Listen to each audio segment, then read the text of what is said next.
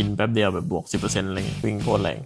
ชุดนี้นะผมจะทำการ all in ต่อนะจากพอร์ต$500นะครับเรา all in ครั้งที่แล้วไปแล้วนะก็คือกลายเป็น$1,400จะเป็น position ฝั่งเซลล์นะครับเพราะว่าในระดับ time frame ย่อยเนี่ยนะครับราคาเริ่มมีการบดแรงในการขึ้นแล้วนะครับแล้วก็ออกไซด์เวย์ออกข้างโดยมีจุดกลับตัวนะครับอยู่ที่โซนนี้เป็น rejection นะครับงั้นผมจะเปิด position ฝั่งเซลล์ก่อนไม้ละ 0.1นี่ครับ M1 all in แป๊บเดียวแบบบวก 10% อะไรเงี้ยวิ่งโคตรแรง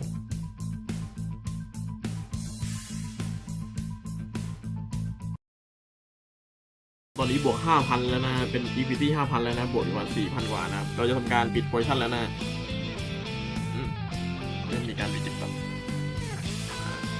ปิด position ทั้งหมด